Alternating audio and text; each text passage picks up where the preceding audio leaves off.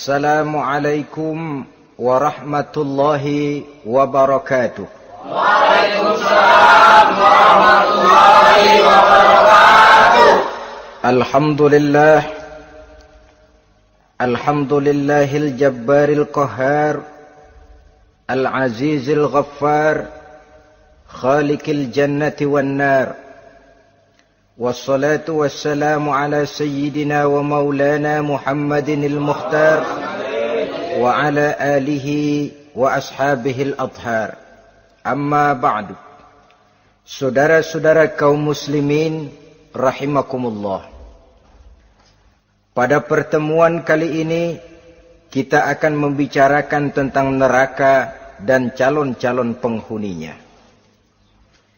Sesungguhnya kalau kita bicara tentang neraka, artinya kita bicara tentang akhirat. Dan kalau kita bicara tentang akhirat, kita bicara tentang alam gaib yang merupakan salah satu dari rukun iman yang 6, percaya kepada alam gaib. Kalau sudah bicara alam gaib, maka ini di luar batas kemampuan nilai-nilai ilmiah dan di luar batas kemampuan renungan filsafat. Ilmu pengetahuan akan buntu kalau sudah membicarakan alam gaib. Artinya, kehidupan di akhirat itu tidak bisa diteliti secara ilmiah. Filsafat pun akan ngambang kalau sudah membicarakan kehidupan di alam gaib. Karena itu kalau kita kembali kepada logika, jika kita ingin mengerti tentang caranya membuat bangku, kita pergi ke tukang bangku dan bertanya kepadanya. Kita ingin mengerti cara membuat mobil, kita pergi ke tukang mobil, ke bengkel mobil dan bertanya kepada ahlinya. Pun dalam urusan alam gaib, sudah sewajarnya kita kembali kepada penjelasan dari sang pencipta alam gaib, yakni Allah subhanahu wa ta'ala. Dan melalui kitabullah Al-Quranul Karim, Allah telah menjelaskan masalah-masalah gaib berupa kehidupan di sorga dan neraka itu secara jelas dan pasti. Dengan kata lain, di dalam membicarakan tentang neraka ini, yang menjadi dasar daripada pemikiran kita adalah rasa iman kepada Allah subhanahu wa ta'ala. Karena soal neraka tidak pernah bisa dibuktikan dengan ilmu pengetahuan. Tidak bisa diselidiki sebab orang yang sudah pulang ke sana pun tidak pernah kembali lagi kemari untuk kita tanya bagaimana hal ihwal keadaan di sana. Saudara-saudara kaum muslimin rahimakumullah.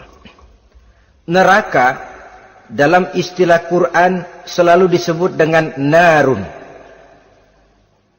yaitu suatu tempat di akhirat nanti yang wujudnya berupa api yang bergejolak, bernyala dengan teramat dahsyatnya, sehingga dapat mengelupaskan kepala setiap orang dan menjulang ke hati.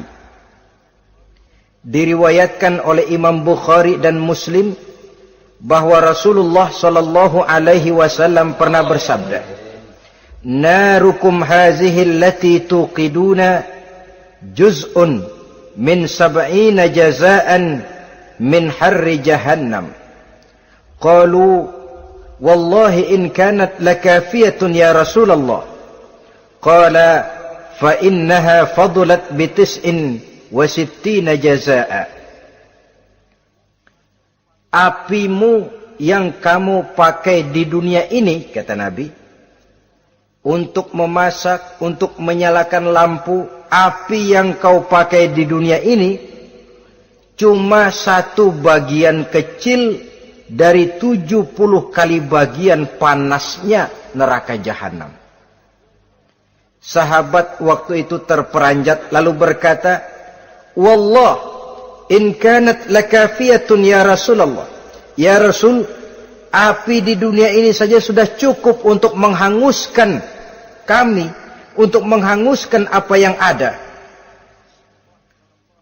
Bersabda Rasulullah sallallahu alaihi wasallam, maka sesungguhnya api neraka itu dilebihkan panasnya dengan 69 kali daripada panasnya api di dunia ini. Jadi sepanas-panasnya api yang pernah kita rasakan di dunia ini, maka api di neraka nanti 69 kali lebih panas dari api yang kita rasakan paling panas di dunia. Hadis yang senada dengan penjelasan ini di samping Jawahirul Bukhari, kita bisa menemukannya dalam Mukhtasar Tazkiratul Qurtubi dan Mukhtasar Ibnu Abi Jamrah misalnya. Saudara-saudara kaum muslimin rahimakumullah. Sehingga boleh jadi seringan-ringan azab penduduk neraka di akhirat nanti, kata Nabi, seorang yang di telapak kakinya diletakkan kerikil neraka yang sangat kecil, lalu mendidih otaknya. Itu seringan-ringannya. Di tapak kakinya diletakkan kerikil neraka yang oleh karena panasnya lalu mendidih otaknya. Itu yang paling ringan. Nggak apa-apa. Cuma segitu aja. Di telapak kakinya ditaruh kerikil, otaknya lalu jadi mendidih karena menahan panas. Pantas kalau suatu hari Luqmanul Hakim pernah memberikan nasihat kepada anaknya, kata beliau, "Anakku, kerjakanlah dosa seberapa kekuatanmu menanggung azab Allah.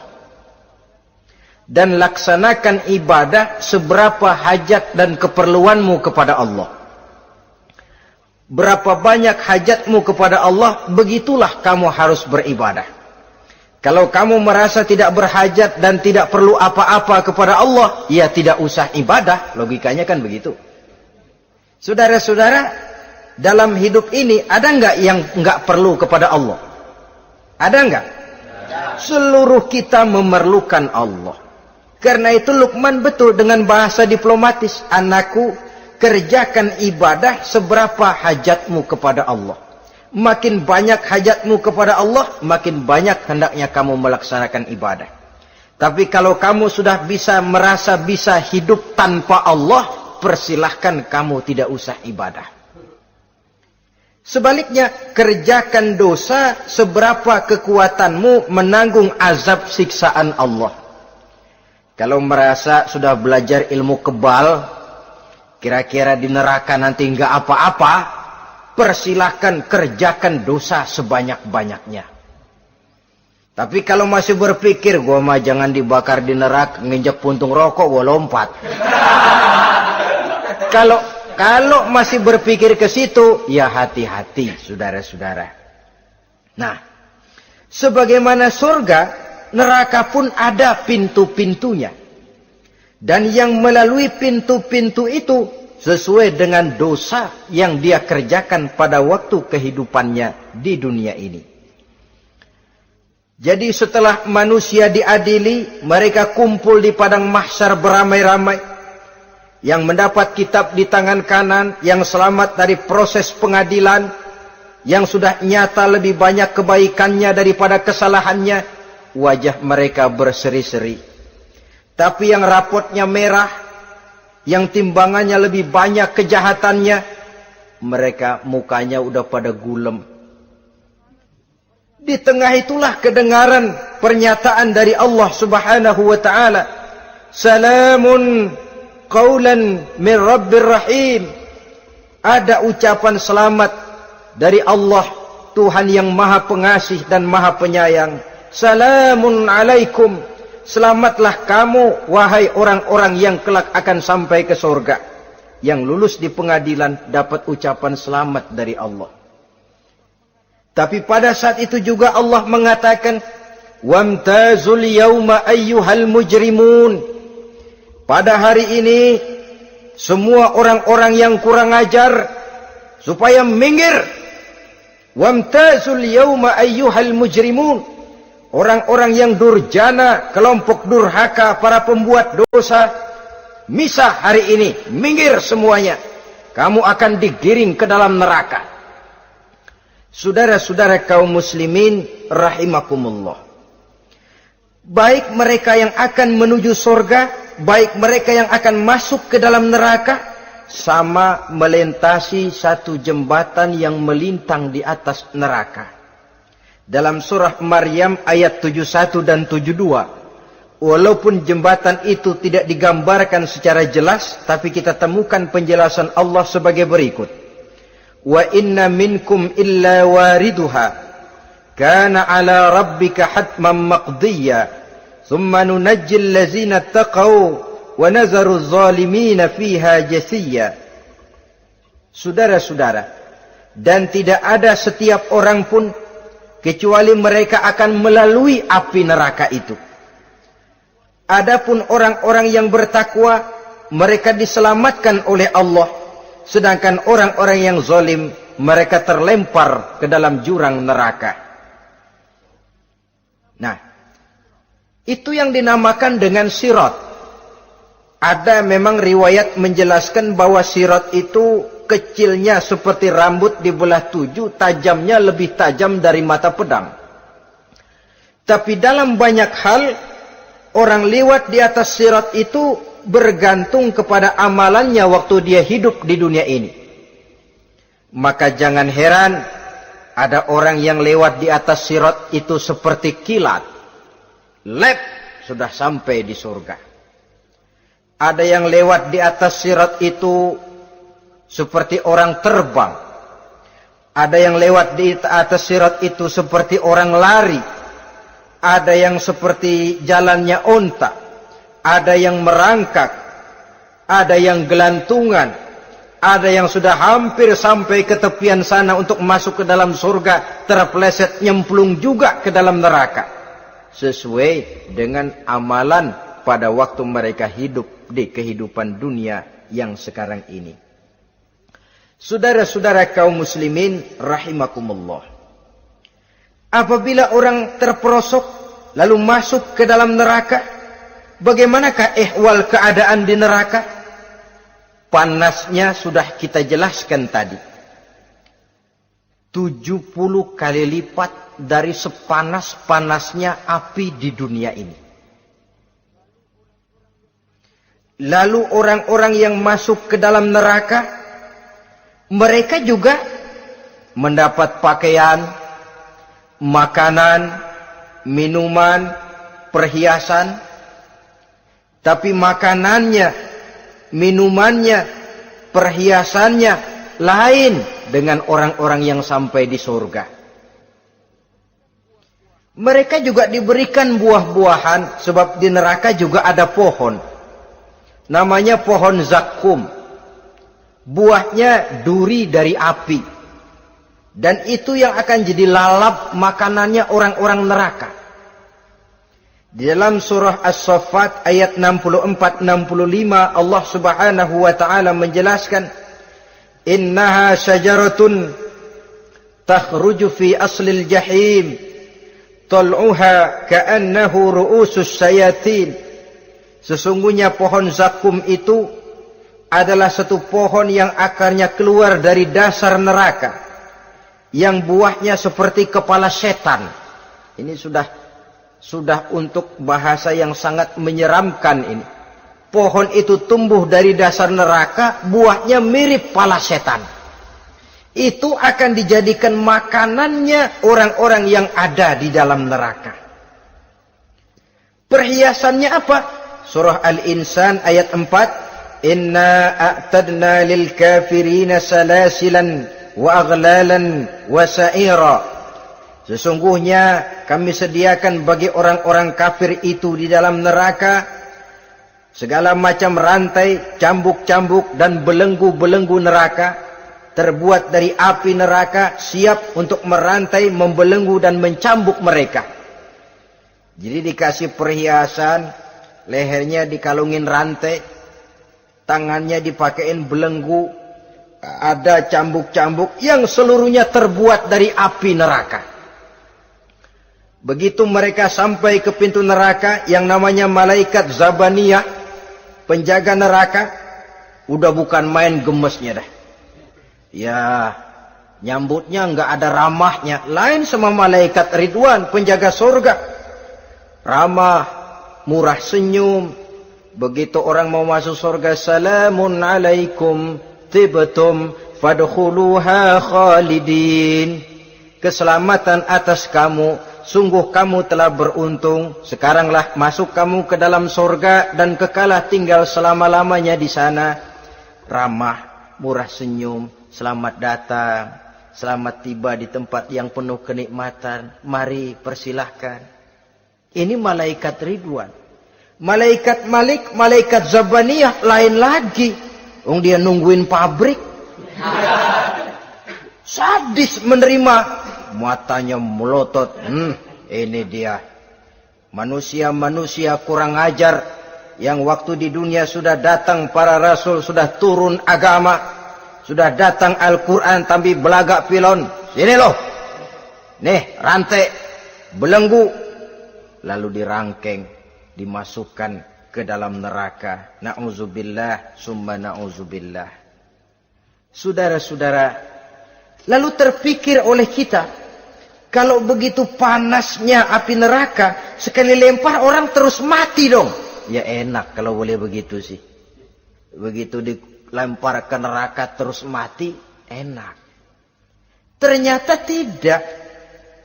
Kepedihan neraka adalah kepedihan yang kekal dan terus menerus. Tidak satu saat pun orang-orang di dalam neraka pernah merasakan kesenangan. Tidak sesaat pun. Kali semenit kayak ngasok. Enggak, terus menerus berada dalam kepedihan yang tiada tara. Al-Quran menjelaskan, kullama nadijat juluduhum baddalnahum juludan ghairaha. Apabila hancur kulitnya, kami ganti dengan kulit yang baru. Supaya apa? Liyazukul azab. Biar dia rasain azab. Tuh, rasain dulu. Hancur kepalanya, buletin lagi. Hancur kulitnya, bikin lagi. Berantakan isi perutnya, disempurnakan lagi, digiling lagi. Terus menerus begitu. Tidak sedetik pun penduduk neraka itu pernah mengalami istirahat. Barangkali pakai jam istirahat lumayan. Ini enggak ada. Ada bel, kleneng, istirahat, azab dicabut. Tidak. Terus menerus dan selalu begitu. Satu detik saja pun mereka tidak pernah istirahat dari siksaan dan azab yang mereka terima. Saudara-saudara kaum muslimin rahimakumullah. Lalu bagaimana keadaan mereka? Ada orang-orang di dalam neraka itu yang dikenakan pakaian dari api neraka. Luar biasa. Dikasih pakaian dinas dari api. Kemudian kepalanya dituangi air yang sedang mendidih. Yang dengan tuangan air itu dihancur luluhkan segala isi perutnya dan kulit-kulitnya. Setelah itu mereka dicambuk dengan cambuk-cambuk dari besi. Apabila mereka hendak keluar dari neraka, mereka dicampakkan kembali ke dalamnya.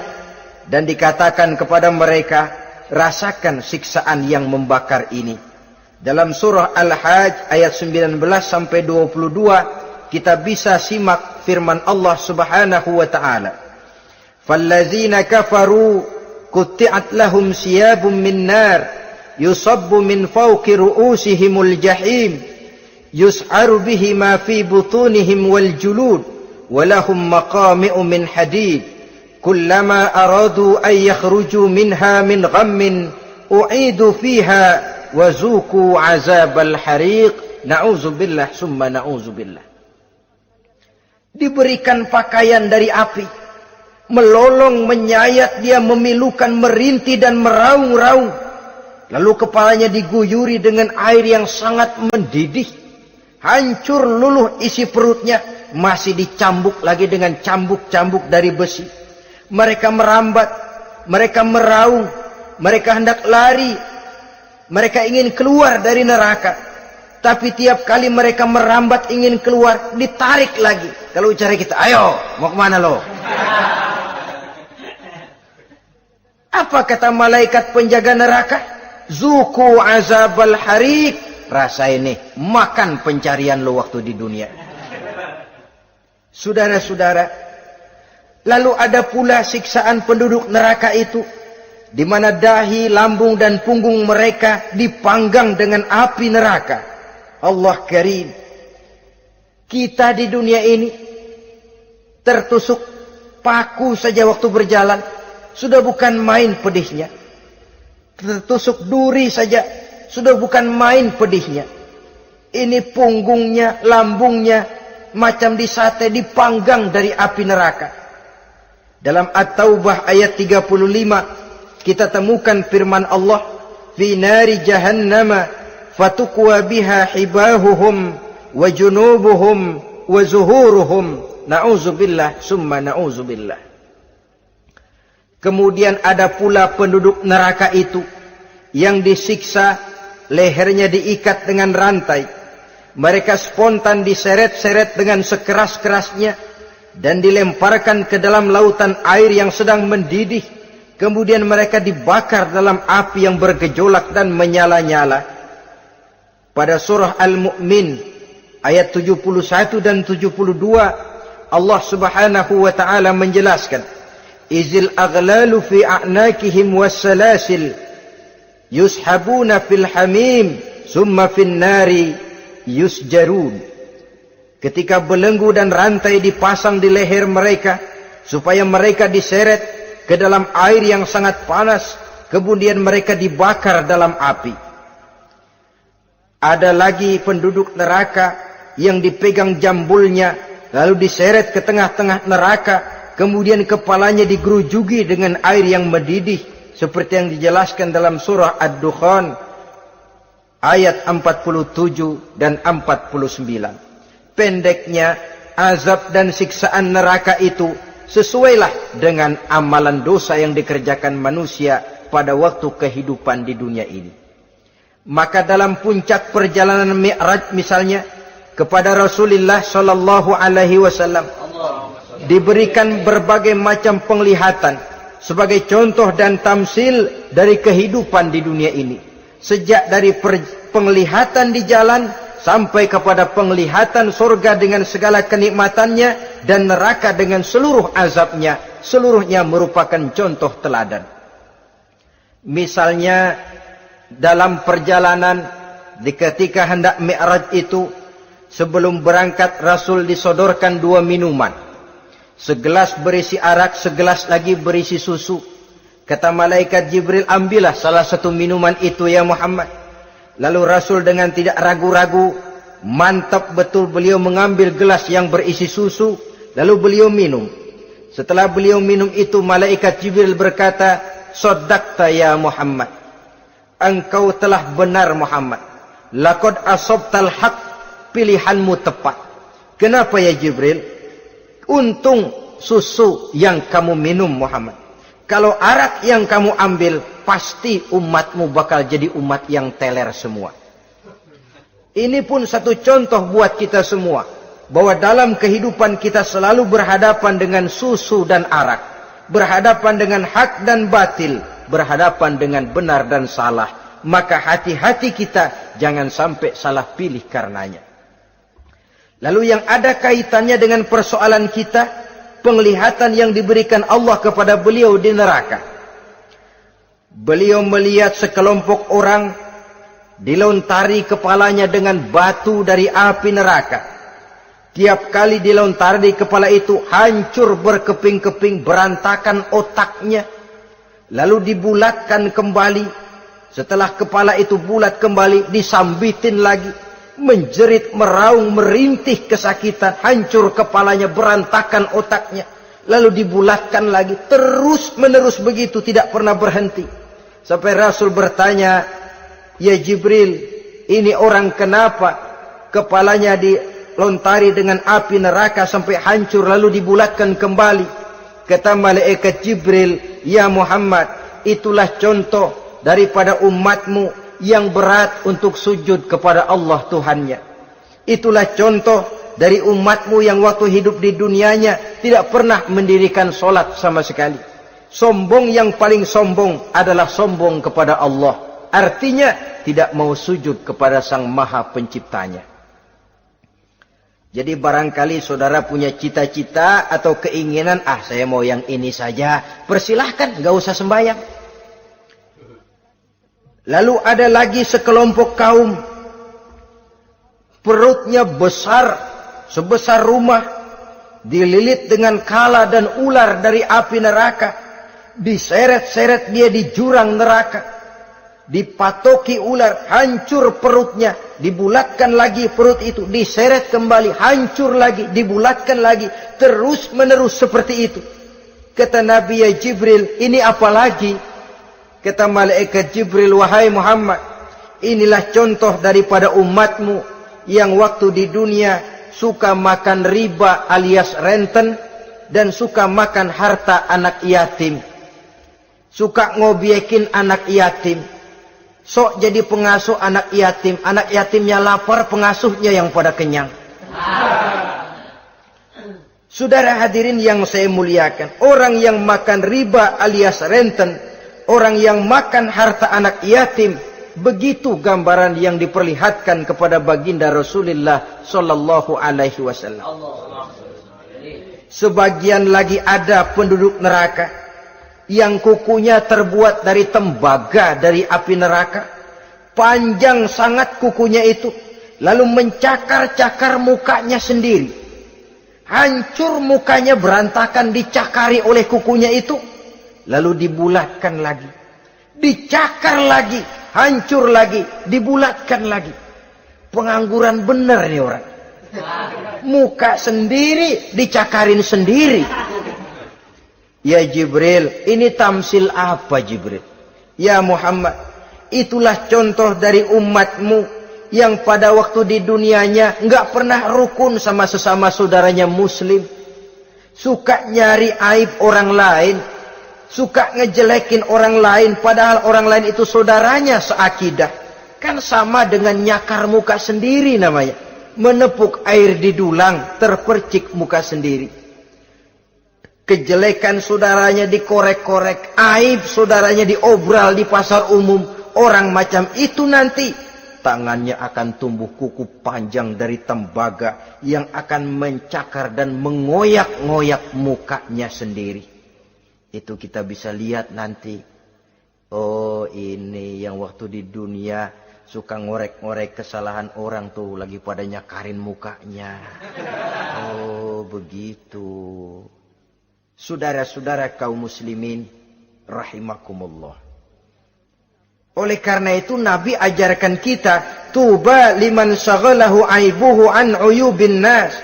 Beruntung orang yang aib dan kekurangan pada dirinya menyebabkan dia sibuk sampai enggak sempat ngorek-ngorek aib dan kekurangan orang lain. Introspeksi. Beruntung orang yang celak dirinya menyebabkan dia sibuk dan tidak sempat ngorek-ngorek aib pada diri orang lain. Ada pula di antaranya dilihat oleh Rasul, di antara penduduk neraka itu orang yang lidahnya terjulur memanjang, kemudian dipotong lidah itu dengan gunting dari api neraka, menjerit dan memekik ia menahan sakit yang tiada tara, sampai Rasul bertanya kepada malaikat Jibril, kalau ini tamsil apa lagi ya Jibril? Kata malaikat Jibril, wahai Muhammad, inilah contoh dari umatmu, orang-orang yang waktu di dunia tidak pandai menjaga lidahnya, suka menggunjing orang, suka memfitnah orang, suka ghibah dan namimah, suka ngomongin orang di belakang yang bersangkutan. Maka hari ini lidahnya menjulur menjadi panjang dan dipotong dengan gunting dari api neraka. Lalu Rasul juga melihat sekelompok orang perempuan tergantung rambutnya dari gantungan api neraka, kemudian dipanggang dari duburnya sampai ke atas kepalanya dengan tombak dari api neraka, meraung dan merintih serta mengeluarkan nanah dari kemaluannya. Rasul bertanya, ini apa lagi ya Jibril? Kata malaikat Jibril, inilah perempuan yang waktu di dunia tidak pandai menjaga kehormatan dirinya, ahli zina dan tukang umbar. Saudara-saudara kaum muslimin rahimakumullah, Banyak lagi tamsil-tamsil yang dicontohkan dalam puncak perjalanan Mi'raj yang seluruhnya merupakan peringatan bagi kita umat Rasulullah sallallahu alaihi wasallam.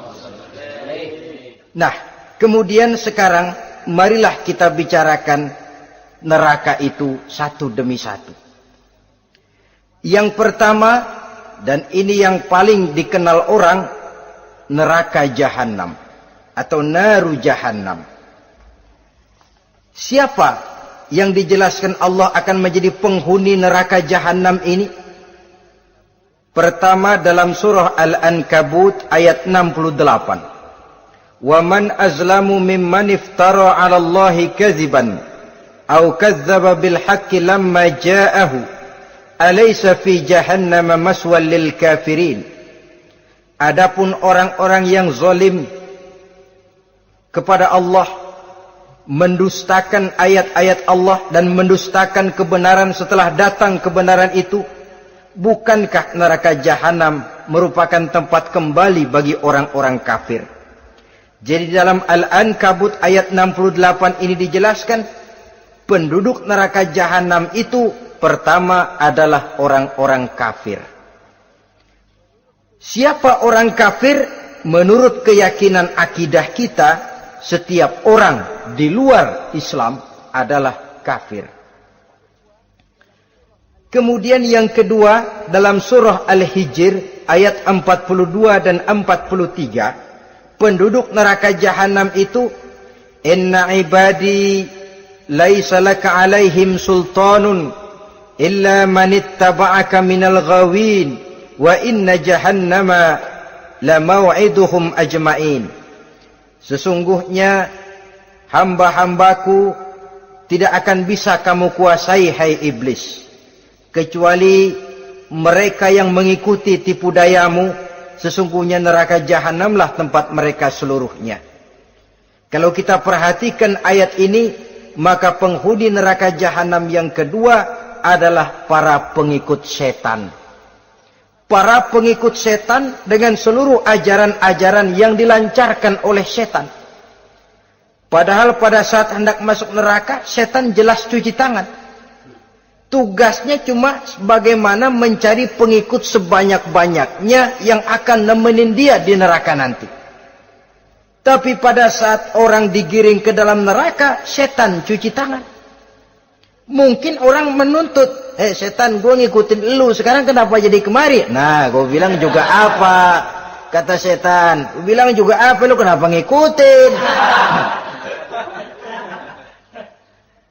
Dan setan ini menebar ranjau dalam segala bentuknya, dengan segala macam caranya. Para pengikut setan yang menjauhi tuntunan agama, memperturutkan hawa nafsunya. Setan membisiki manusia lewat minuman keras. Setan masuk manusia lewat judi, lewat zina, lewat kenikmatan yang melalaikan orang dari kehidupan akhirat dan selanjutnya. Dengan segala macam jalan. Kadang-kadang dalam ibadah setan juga masuk. Kalau tidak ditimbulkannya takabur, ditimbulkannya sikap ujub dalam diri kita. Timbul rasa diri lebih benar dari orang lain. Dan ini jelek. Timbul rasa nganggap enteng orang lain. Itu kan ujub. Nggak dikelihatannya orang. Cuma hatinya aja ngomong sendirian. Kalau gue lihat di kampung ini nggak ada yang kayak gue. Bayangnya kayak ibadahnya kayak udah aing pang paling nak ya di dia. Ya. Itu juga bisikan iblis. Dan dia tidak segan-segan mengaku jadi Tuhan iblis itu. Dan ini diceritakan dalam kehidupan Sayyidus Syekh Abdul Qadir Jailani. Ketika beliau sedang ibadah di mihrab dalam masjid, datang seberkas sinar. Sinar itu ngomong, ya Abdul Qadir ana rabbuk. Hai Abdul Qadir, aku Tuhanmu, kata cahaya tadi. Sudah cukup kamu ibadah Abdul Qadir. Sembayangmu udah banyak, puasamu udah banyak, jihadmu cukup. Maka mulai sekarang berhenti dah ibadah. Aku bolehkan kepada kamu segala yang dilarang. Cuma yang didatangi Syekh Abdul Qadir. Sehingga mendengar cahaya tadi ngomong begitu, beliau ambil kasut sendal, disambitnya cahaya tadi, izhab ya la'in. Pergi, laknat, terkutuk, iblis kamu. Masa saya disuruh berhenti sembahyang karena hati saya sudah baik? Kalau hati sudah baik lalu boleh berhenti sembahyang, mestinya yang paling dulu berhenti sembahyang Nabi Muhammad, sebab beliau orangnya paling baik. Tapi Nabi hatinya baik, sholat jalan terus, hukum halal haram berlaku. Ini kadang-kadang orang sekarang baru ibadah dikit banget merasa dapat bisikan katanya, wangsit. Ya berhenti sembahyang madep mulu, nah madep ngudek sembahyang. Bikin ajaran yang aneh-aneh. Nah kalau satu orang boleh dapat wangsit, saya juga boleh dong ngomong dapat wangsit. Saya juga boleh dong mendirikan aliran kepercayaan. Saya ngilang dulu dari kampung saya kira-kira 3 tahun. Saya nyepi di kaki Gunung Salak, pulang piara jenggot, pakai belangkon. Di depan nama saya pakai embel-embel mbah. Saya ngaku dapat wangsit di Gunung Ano, mewahyukan kepada saya ano. Saya cari murid yang fanatik. Saudara-saudara kaum muslimin rahimakumullah, setan membisiki manusia hatta kita sedang ibadah sekalipun dibisikinya. Caranya, mula-mula dia bisikin, lu sembahyang buru-buru dah. Buru-buru udah. Akhirnya apa? Rukuk kita enggak sempurna, sujud kita enggak lengkap, tumakninah kita kurang, bacaan kita tajwidnya enggak kena. Kalau itu bisa kita atasin, kita sembahyang sebagaimana yang seharusnya, dia bisiki lewat jalan lain lagi. Suruhnya yang pendek-pendek aja dah. Atau habis sembahyang udah sigrah, udah jangan pakai wirid, jangan pakai zikir. Dengan segala macam jalan. Dibisikinya was-was ke dalam diri kita. Sehingga ada satu riwayat walaupun dhaif tapi ini baik untuk dijadikan pelajaran. Konon iblis itu kalau subuh keliling dia. Bawa kulit kambing, jarum, sama tepung. Ditanya orang, iblis ini buat apa? Oh, kulit kambing. Gunanya tahu nggak? Kalau begitu subuh, sudah muazin bilang, as-salatu khairum minan naum. Salat lebih baik daripada tidur. Maka ini kulit kambing mulai aku hamparkan buat hamba-hamba Muhammad. Jadi begitu dengar azan, cuma udah bikin anget udah tidur. Kenapa? Kulit kambing belis masuk. Saudara-saudara, lalu kata orang tadi lagi, lah kalau tepung buat apa itu? Oh, tepung. Itu kalau umat Muhammad mau baca Quran, baca kitab, mutolaah, gua aurin tepung matanya. Biar dia sepet. Makanya kalau sudah ngaji, baca Quran, bawaannya udah ngantuk aja ngantuk. Oh begitu, iya. Nah kalau duri paku itu buat apa? Nah ini duri paku. Kalau umat Muhammad mau hadir di majelis taklim, mau pergi ngaji, mau duduk iktikaf di masjid, gua pasangin paku di pantatnya. Jadi kalau sudah duduk di masjid, kelasat, kleset. Hadir di majelis taklim, kelasat, kleset. Bawaannya mau udahan melulu. Itu duri-duri dan paku-paku yang memang ditebarkan oleh iblis. Saudara-saudara kaum muslimin rahimakumullah, jadi para pengikut setan dengan segala macam perangkapnya ini pun, ya perangkap setan itu ya dunia. Dunia itu ya isinya harta, tahta, wanita. Kan perangkap dunia itu. Harta, tahta, wanita, ini sering bikin orang buta. Perangkap dunia dan merupakan perangkap setan sekaligus. Nah, yang ketiga, penghuni neraka jahanam adalah para pembuat dosa, orang-orang yang durhaka. Dalam Toha ayat 74 Allah menjelaskan, innahu may ya'ti rabbahu mujriman fa inna lahu jahannam. Sesungguhnya orang-orang yang datang menghadap Allah dengan berlumuran dosa, maka sesungguhnya bagi mereka adalah neraka jahanam. Dan yang keempat, penghuni neraka jahanam orang yang kufur nikmat. Tidak cuma kufur iman, tapi kufur nikmat bisa menyebabkan orang masuk neraka jahanam. Belum pernah merasakan dalam hidupnya bahwa Allah memberikan nikmat kepadanya, bagaimanapun besar karunia dan nikmat itu. Dalam surah Ibrahim ayat 28-29 Allah menjelaskan, Alam tara ilal ladzina baddalu ni'matallahi kufran wa ahallu qaumahum darul bawar jahannama yaslaunaha wa bi'sal qarar. Tidaklah engkau perhatikan, tidaklah kau lihat orang-orang yang mengganti, menukar nikmat Tuhannya dengan kekufuran. Diberikan nikmat berupa Islam, digantinya dengan kekufuran. Dia tidak tahan kesengsaraan dunia lalu memilih kesengsaraan akhirat. Padahal kesengsaraan akhirat lebih abadi dari kesengsaraan dunia. Ada orang yang gak tahan miskin dunia, lalu menjatuhkan pilihan lebih memilih miskin akhirat. Ya Allah, keliru besar. Karena gak tahan hidup miskin di dunia, ada yang nawarin ngasih supermi 3 bungkus, iman telap. Ada yang ngasih beras, pindah agama. Ada yang bawain pakaian bekas, tukar akidah, pindah iman. Innalillah. Ditukar kemiskinan dunia dengan kemiskinan akhirat. Padahal kemiskinan dunia berapa tahun? Setahun umur manusia. Sepanjang-panjang umur orang sekarang kan. 100 tahun udah jarang umur orang sekarang. 70 aja udah cakep tuh. Sebenarnya kalau 70 tuh ada jatah lebih tuh, 7 tahun. Toh kalau ikut Nabi 63 tahun kan, Nabi wafat. Kalau kita sudah umur 70 tuh ada jatah ekstra 7 tahun. Oh ya, dimanfaatkan baik-baik mestinya. Taruhlah kemiskinan dunia, bagaimanapun melaratnya dunia, bagaimanapun sengsaranya dunia, cuma sebatas umur kita. Tapi kalau nikmat Islam ini harus kita tukar dengan yang lain. Baddalu ni'matallahi kufran, menukar, mengganti nikmat yang diberikan Allah dengan kekufuran. Artinya kita menukar kemiskinan sementara dan kita memilih kesengsaraan dan kemiskinan abadi. Di akhirat kita miskin, di neraka kita miskin, miskin abadi. Di neraka kita sengsara, sengsara abadi. Saudara-saudara kaum muslimin rahimakumullah. Itu neraka jahanam. Yang kedua dinamakan neraka jahim. Siapa mereka ini para penghuninya? Siapa mereka ini para penghuninya? Pertama dalam surah At-Takatsur, yaitu orang-orang yang bermegah-megah dengan dunia, menumpuk-numpuk harta, lalu lupa dengan kesibukan harta itu, lupa kepada kehidupan yang akhirat nanti.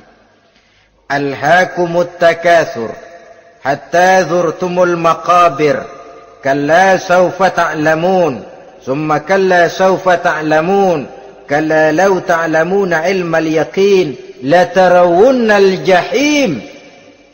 Kamu telah lalai akibat apa? At-takatsur. Ini penyakit pertama yang menyebabkan orang sampai ke neraka jahim. Penyakit takatsur. Dan itu penyakit zaman sekarang. Berlomba-lomba dengan kemegahan materi, berlomba-lomba dengan kemegahan dunia. Padahal kalau urusan itu kita berlomba, tidak akan pernah sampai finish. Percayalah itu, tidak akan pernah finish.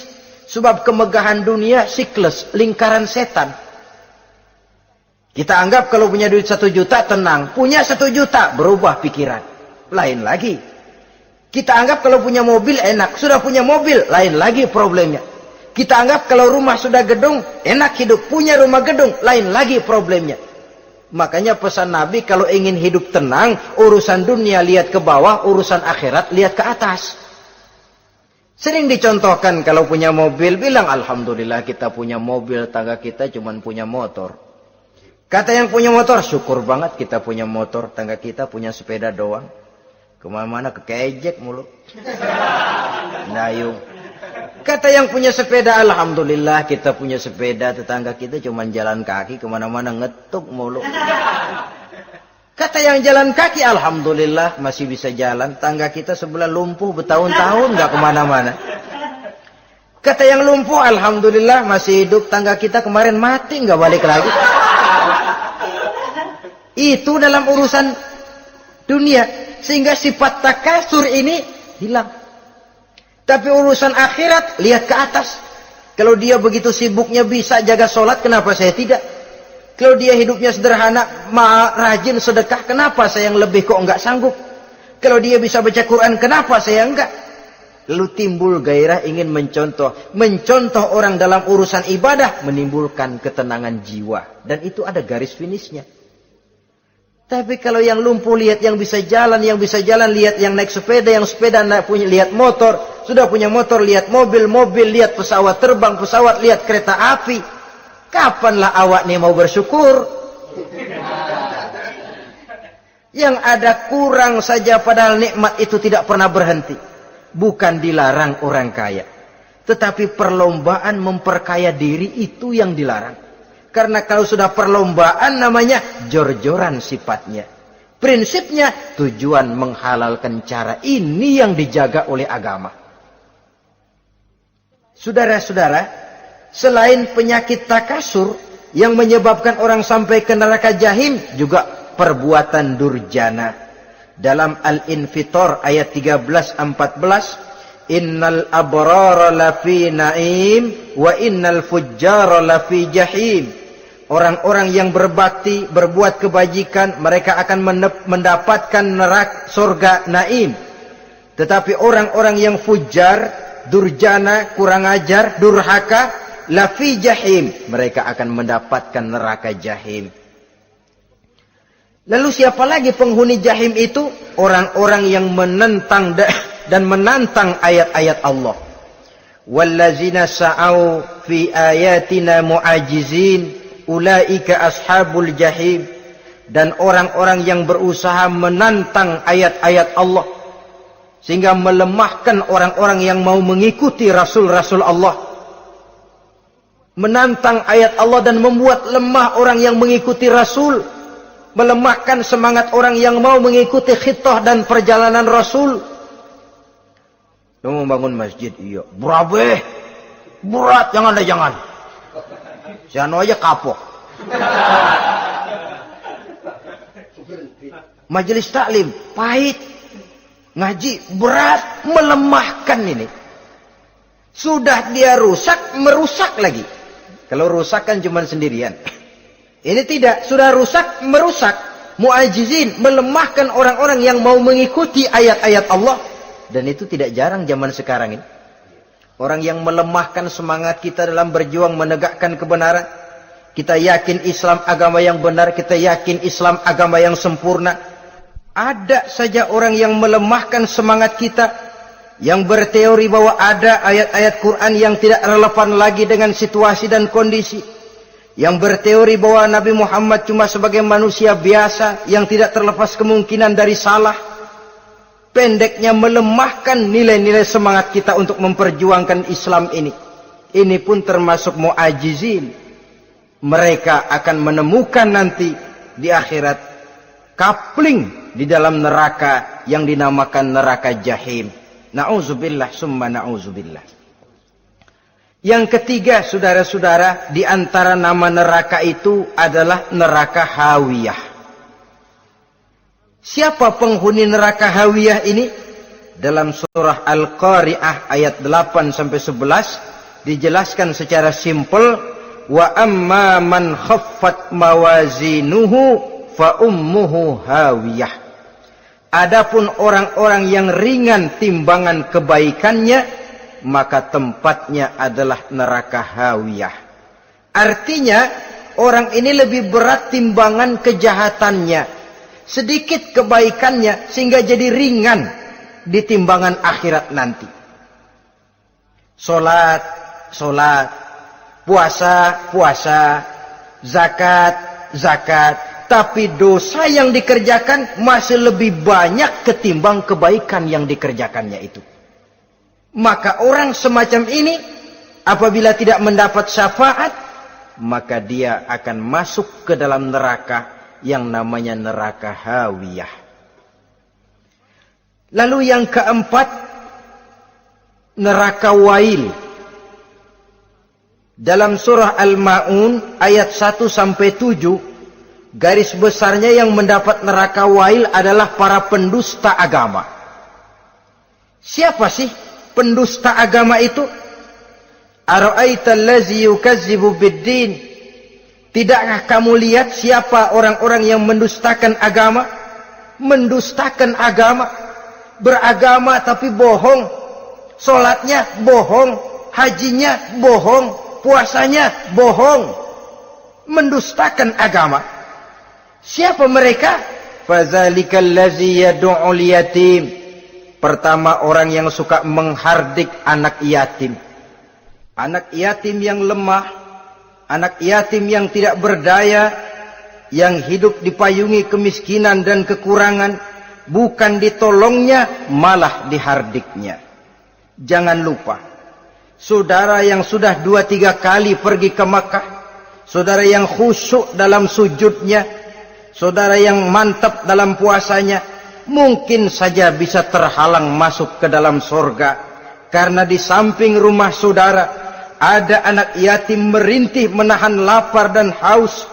Saudara tahu, saudara mampu, tapi saudara diam saja, tidak mau mengulurkan tangan. Mungkin itu yang akan mengganjal saudara untuk masuk ke dalam surga. Wala yahuddu ala tu'amil miskin. Mereka membiarkan fakir miskin, tidak memberikan makan. Kemudian fawailul lil musallin. Mereka juga melalaikan solat. Allazina hum an solatihim sahun. Allazina hum yura'un. Mereka juga riak di dalam amalnya. Saudara hadirin kaum muslimin rahimakumullah, melalaikan solat, kemudian riak dengan amalnya, termasuk amalan solatnya. Kalau jadi imam, bahasanya dibuat sepasih-pasihnya, surahnya yang panjang-panjang, paling pendek sabbihis sama wadduha. Tapi kalau solat sendirian cukup kul huwallahu ahad sama inna a'toinakal kautsar. Hilang lagi nilai keikhlasannya. Dan terakhir, mereka enggan untuk membayar zakat. Yang memenuhi ciri-ciri inilah yang dikatakan sebagai pendusta agama. Menghardik yatim, membiarkan fakir miskin, melalaikan solat, ria, dan enggan membayar zakat.